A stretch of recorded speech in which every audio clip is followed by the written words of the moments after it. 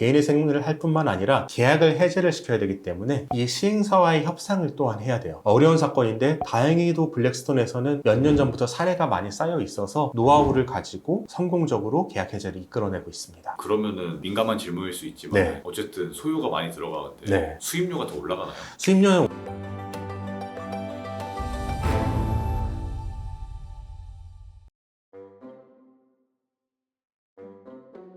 부동산이 한번 이렇게 난리가 나고 나서 네. 이거 관련해가지고 또 상담이 많이 있죠.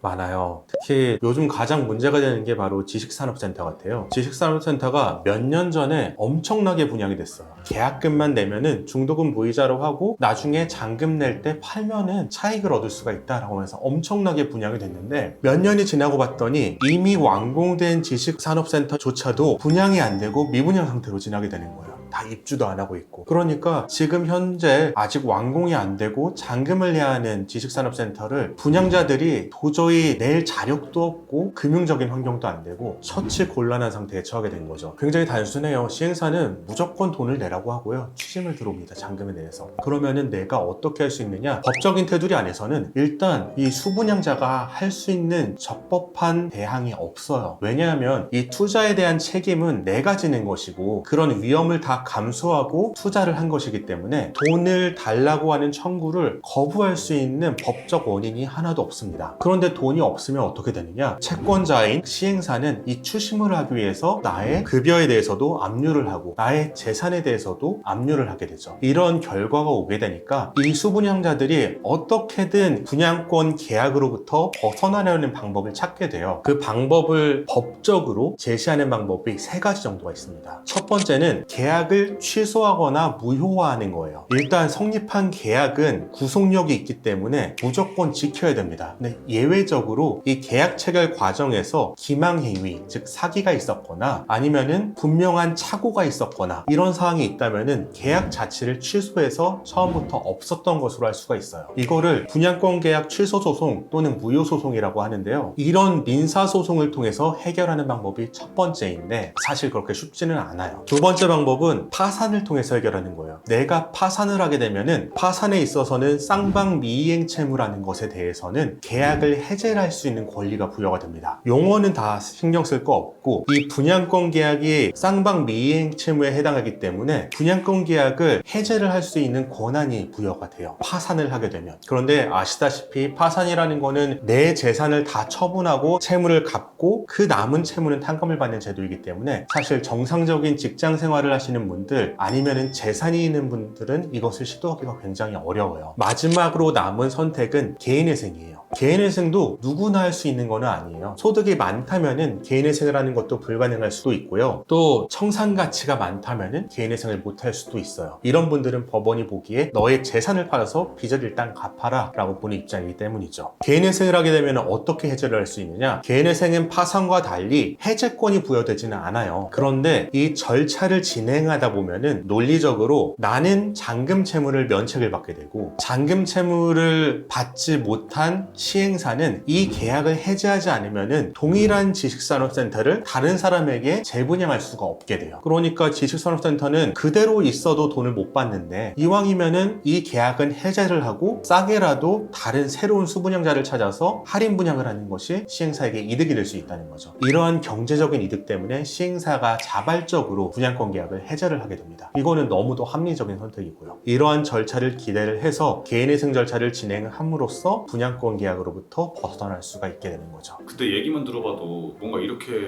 의뢰인이 오면은 네. 일이 되게 많아지는 것 같은데. 맞아요. 이건 보통 개인회생보다 일이 많아요. 왜냐하면 개인회생과 일반 민사적인 쟁점이 섞여 있습니다. 개인회생을 할 뿐만 아니라 계약을 해제를 시켜야 되기 때문에 이 시행사와의 협상을 또한 해야 돼요. 그래서 일이 많아지고 일반적인 개인회생보다는 확실히 난이도가 있는 사건이고요. 어려운 사건인데 다행히도 블랙스톤에서는 몇 년 전부터 사례가 많이 쌓여 있어서 노하우를 가지고 성공적으로 계약 해제를 이끌어내고 있습니다. 그러면은 민감한 질문일 수 있지만 네. 어쨌든 소요가 많이 들어가는데 네. 수입료가 더 올라가나요? 수입료는 올라갑니다. 당연히 올라갑니다. 아까 세 가지 방법이 있다고 했는데 일반 민사소송을 할 때 민사소송 비용까지는 안 들어가요. 일반 민사소송을 하면은 일반적으로 착수금과 성공보수로 수입료가 결정이 되는데 그것만큼은 안 들어가지만 일반적인 개인회생 또는 파산 사건보다는 당연히 많은 수입료가 필요합니다. 그래야지 충실하게 사건을 처리할 수가 있고요. 사건의 마무리까지 잘 해서 의뢰인이 원하는 결과를 도출할 수가 있습니다. 어느 정도 차이가 나는지도 말씀해 주실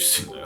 일단은 분양권 소송의 경우에는 기본 수입료가 100% 이상 비쌉니다. 2배. 네. 다른 데도 그렇겠죠? 아직 이 분양권 소송을 안 해본 미흡한 곳이라면은 더 저렴한 수입료를 제한할 수도 있어요. 그런데 한번 진행을 해보면은 이 정도 수입료는 돼야지 장기간의 기간 동안 사건을 충실하게 다룰 수 있다는 걸 알기 때문에 다른 곳의 수입료도 비슷할 것 같습니다. 그러면은 이런 케이스에 이제 경험이 없는 사무실에 맡긴다면은 네. 이 일이 어떻게 될까요?